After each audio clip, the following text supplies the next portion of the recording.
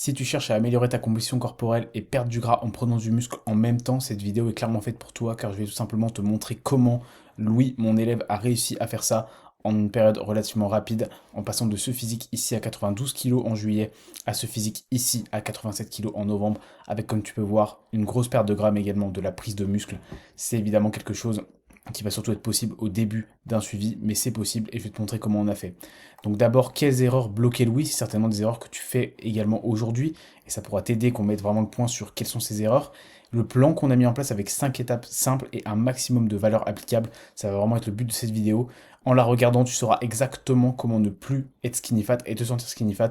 Tu auras un maximum de valeurs applicables et un maximum de tips, de choses à mettre en place, pas simplement une vidéo théorique. Je vais vraiment te montrer littéralement tout ce qu'on a pu mettre en place et des choses que certains coachs ne voudraient pas te montrer ou voudraient te facturer littéralement. Donc d'abord, petite présentation rapide. Moi je m'appelle Mathis, je suis bodybuilder naturel. J'ai réalisé 2 top 5 dans la fédération ICN et j'ai participé au championnat du monde INBA. Donc ça c'est ce qui concerne mon parcours d'athlète. À côté de ça, bien sûr, je suis coach en ligne. Je te permets de prendre du muscle, c'est vraiment ma spécialisation. Et tu as une consultation gratuite en description dans laquelle on pourra parler de tes différentes problématiques et que je pourrais te présenter également une roadmap adaptée à toi que je t'offrirai bien sûr. Ici, plusieurs transformations de mes élèves. Donc, comme tu peux voir, Romain, moins 10 kg en 10 semaines, Mathéo, plus 5 kg en 3 mois, Baptiste, plus 10 kg en 5 mois, ou encore Antoine, plus 3,5 kg en 2 mois, ou encore Nicolas, moins 7 en 10 semaines. Donc, tu peux voir des transformations relativement rapides avec certains pratiquants qui avaient déjà de l'expérience. Donc, comme quoi, tout est vraiment possible avec un plan adapté. Voilà pour la présentation. Maintenant, on va passer aux erreurs que Louis faisait, des erreurs qui sont assez courantes et que je rencontre assez fréquemment lorsque je démarre des créations de programmes. Tout d'abord, il ne traquait pas ses données, tout ce qui était lié à son poids du corps, à sa surcharge progressive, à ses entraînements. Donc aucun suivi, en fait, pareil pour la diète. C'était un peu fait au ressenti, ou en tout cas par rapport à des principes de base, mais pas de réel suivi.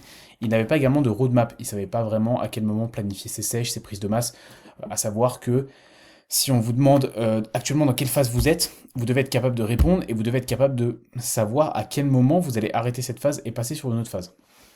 Son programme d'entraînement également n'était pas vraiment structuré. Il y avait des choses intéressantes, mais c'était pas vraiment adapté à lui, à ses progrès, le nombre de séries, le choix des exercices, les fourchettes de répétition, tout ça. Il y avait un manque de personnalisation assez criant. Et il ne savait pas comment structurer sa diète. Il avait là aussi des principes, mais il ne savait pas quels aliments choisir à quel moment, quelle quantité choisir par rapport à son poids, sa taille, son objectif. En fait, voilà, c'est beaucoup d'informations, mais pas vraiment quelque chose d'adapté à lui, de traquable, et donc qui peut s'adapter avec le temps pour faire évoluer le physique. Donc, à partir de ça, ça nous permet de savoir sur quoi on va pouvoir jouer. Donc, ce qu'on a mis en place d'abord, on est évidemment parti du point de départ de Louis. La première chose à faire, c'est d'analyser son physique. Donc, Louis, sur ses photos, il faisait 92 kilos et il avait à peu près 3 ans de salle, bon, qui ont été marqués par des périodes d'arrêt à certains moments. Il a commencé à s'entraîner en 2022, donc un physique avec plutôt une bonne masse musculaire. Ouais, il y avait quand même déjà un premier développement pour analyser son physique. Cependant, un body fat relativement haut, surtout un principal stockage au niveau du bas du ventre et du bas du dos, qui est assez marqué. Pour autant, Louis n'était pas vraiment en surpoids, mais il y avait cette zone-là qui était quand même assez importante en termes de stockage. Et au niveau de l'analyse de ses points forts, points faibles, évidemment c'est une analyse en premier lieu, car ça peut toujours évoluer, surtout quand on est dans les premières années. On a plutôt un point faible au niveau des quadriceps, des pectoraux ou encore des biceps, plus ou moins un point fort sur notamment le haut du dos ou encore les triceps. Et le reste du corps est un point moyen. Ce qu'on a fait en sorte de faire, c'est de mettre quasiment un volume moyen minimum partout, sauf sur le deltoïde et le deltoïde antérieur, qui n'était pas vraiment à rattraper. Et volume haut sur les pecs, les biceps, les lats, car on manque toujours de lats, également les quadriceps, histoire de vraiment le faire progresser, mais de toute façon, dans tous les cas, il y avait besoin de volume pour progresser. Donc c'est à partir de ça, c'est la première chose à faire, hein, clairement, c'est regarder le physique, parce qu'on pourrait se dire, Louis voulait prendre du muscle, on a fait le choix de ne pas démarrer par une prise de masse, car son body fat était trop haut. Il n'y avait aucun intérêt à faire ça, si on fait ça, il va juste prendre beaucoup de gras. Or, c'est pas ce qu'on veut. Donc pour planifier sa roadmap, là on est dans le cas typique en fait pour Louis de la recomposition corporelle, c'est-à-dire du physique qui, avec un nouveau plan, va réussir à perdre du gras et prendre du muscle en même temps. Donc il y avait du gras à perdre, mais il n'était pas en surpoids, donc pas besoin d'un déficit trop long, juste d'un déficit court et efficace, et du muscle à prendre, mais pas assez sec pour démarrer un surplus. Et c'est certainement aussi votre cas, c'est possible que vous rencontriez ça dans votre pratique. C'est un cas où on peut se dire ah on ne sait pas trop où aller, est-ce qu'il faut faire un déficit, est-ce qu'il faut faire une prise de masse, on change un peu d'avis tout le temps. L'ordre préétabli, c'est d'abord une sèche et ensuite une prise de masse. Et pas l'inverse. Parce que le gras que vous allez prendre, il faut le perdre à un moment donné. Il vaut mieux perdre ce gras d'abord et prendre du muscle ensuite en limitant la prise de gras. Donc, on a planifié une roadmap en partant sur un déficit d'environ 12 semaines. Ensuite, 2 semaines de reverse diet. Et là, il n'y a pas la suite parce qu'on est justement à ce point-là actuellement. Vous voyez, 3 novembre. Mais une longue phase de masse avec donc, je pense, une trentaine, quarantaine de semaines de prise de masse. L'objectif, c'est de perdre du gras pour déjà être lean, et ensuite une prise de masse longue. Et c'est comme ça, tout simplement, qu'on est sûr d'avoir une progression physique, de relancer la sensibilité à l'insuline, aux calories, et également que Louis, tout simplement, ait une shape qui lui plaise. Bon, voilà. Mais c'est l'ordre établi des choses, il valait mieux qu'il perde du poids. Et vous voyez, il est passé de. Alors, il était en réalité à 92 au début, ça c'est après la première semaine, il avait déjà perdu 1 kg. Et il est arrivé ici autour des 87 à la fin, donc environ 5 kg de perdu, mais surtout un physique qui a fait une large recomposition corporelle. Au niveau du choix du programme, j'ai respecté plusieurs règles dans la création du programme de Louis. Tout d'abord, mettre une fréquence x2 sur chaque muscle, donc le faire 2 fois dans la semaine pour chacun, ce qui est beaucoup plus intéressant pour l'hypertrophie, on le sait, hein. Également, un focus particulier sur pec, quadriceps, dos et biceps. Bon, évidemment, pec, quadriceps, dos, en plus, c'est des gros groupes musculaires, donc en général, on en a rarement assez. Et de mettre un volume moyen minimum, ça c'était également un choix, car les points forts, points faibles vont évoluer dans les premières années de pratique. En réalité, ce qu'on pense être un point faible et peut-être un point moyen, et ce qu'on pense être des points forts sont en réalité certainement des points moyens. En vérité, bon, dans vos premières années, votre corps entier est un point faible. Donc, c'est encore difficile d'analyser les réels points forts, points faibles, surtout en plus si vous avez du body fat. Le body fat masque un petit peu la réelle quantité de masse musculaire que vous avez sur des zones. Donc voici le programme que j'ai fait pour Louis qui pouvait s'entraîner donc 5 jours dans la semaine, avec comme vous voyez une programmation en mix de push-pull legs et d'upper lower. Donc push-pull legs A, donc sur lundi, mardi, mercredi, un repos le jeudi et ensuite un upper legs B, donc une deuxième séance jambes, repos. Ce qui nous permet d'avoir chaque groupe musculaire 2 fois, donc les groupes musculaires de pousser sur le push et le upper, les groupes musculaires pour tirer sur pull et upper, et le bas du corps 2 fois.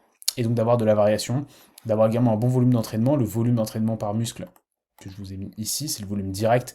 Donc le nombre de séries directes, après il y a aussi un volume indirect qui est lié à toutes les séries annexes, comme par exemple les tirages pour le dos qui font du volume indirect pour les biceps, pareil pour les mouvements de poussée qui font du volume indirect pour les triceps, ou encore pour le deltoïde antérieur. Donc voilà, effectivement, et le volume peut être adapté, j'ai mis un volume volontairement assez haut sur les pecs, sur les quadriceps il va peut-être monter un peu après, mais c'était pour être sûr que Louis s'assure de récupérer sur ce groupe-là, qui est quand même assez taxant, surtout qu'on s'est assuré que Louis s'entraîne bien avec une analyse régulière de ses vidéos d'exécution, de ses amplitudes, de ses setups, de son intensité, pour être vraiment certain que ses trainings soient efficaces, et ça a vraiment été le cas. Au niveau de la diète, on a plutôt opté pour un meal plan, il y a plusieurs façons de faire bien sûr, mais c'était une préférence de Louis. Louis préférait être sûr d'avoir quelque chose adapté à lui, d'avoir les bons aliments, les bonnes quantités. Il avait essayé MyFitnessPal et traquer ses macros, mais clairement ça lui allait pas. Surtout dans le cadre d'un suivi, d'un coaching, il préférait être vraiment sûr de ce qu'il avait. Info supplémentaire, Louis faisait à peu près 10 000 pas minimum par jour. Il a un travail assez physique et il est grand. Louis fait 1,88 m, donc il avait des besoins caloriques relativement hauts lorsqu'on a commencé. Vous voyez, on a commencé sa sèche autour des 2800 calories en on et 2600 en off. Information donc, je fais des jours on et off. C'est ce que je préfère faire dans la plupart des cas, je ne le fais pas toujours, ça dépend des personnes, mais ça permet d'avoir plus de glucides en jour on et un peu plus de lipides en jour off, et donc de maximiser votre énergie et vos glucides lorsque vous vous entraînez. Je trouve que c'est beaucoup plus intéressant. Je sais que c'est quelque chose que j'applique souvent dans mes coachings. D'ailleurs, si vous êtes intéressé, n'hésitez pas. Il y a une consultation gratuite en description dans laquelle on pourra discuter de vos problématiques et je pourrai vous donner un certain nombre d'astuces qui vous aideront à débloquer le palier sur lequel vous êtes bloqué aujourd'hui. En ce qui concerne la chute, on a fait plusieurs drops. Un drop ici pour passer à 2600, un drop ici pour passer à 2400. Je parle en on, hein, mais on a fait à peu près les mêmes drops sur on et off. Un drop ici sur la dernière semaine pour aller gratter un tout petit peu plus de body fat. Et ensuite, vous avez vu, on a remonté ses calories et son poids est très peu remonté alors qu'on est déjà remonté à 2006-2004 et ici 2008-2006. Et son poids, même s'il n'est pas écrit, mais je le sais, il est encore relativement stable. Ça montre que la phase de déficit a été productive.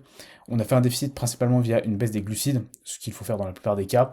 Et on a quand même optimisé le timing de ces glucides autour de l'entraînement, c'est-à-dire d'avoir un repas pré et post-training avec des glucides, surtout le pré. Le pré est très important, avec de la crème de riz, une source digeste.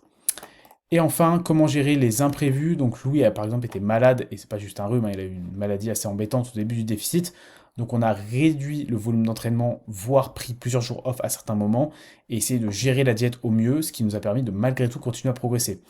Et également, il est arrivé à Louis d'avoir moins de temps parfois sur ses séances. Donc ce qu'on a fait dans ces cas-là, au lieu qu'il n'aille pas s'entraîner, c'est de faire des supersets sur certains mouvements, notamment des mouvements d'isolation, ou encore de réduire les temps de repos pour qu'il puisse quand même avoir suffisamment de volume d'entraînement, même s'il avait moins de temps pour s'entraîner. C'est pas l'idéal, mais ça permet quand même de progresser si vous vous entraînez dur.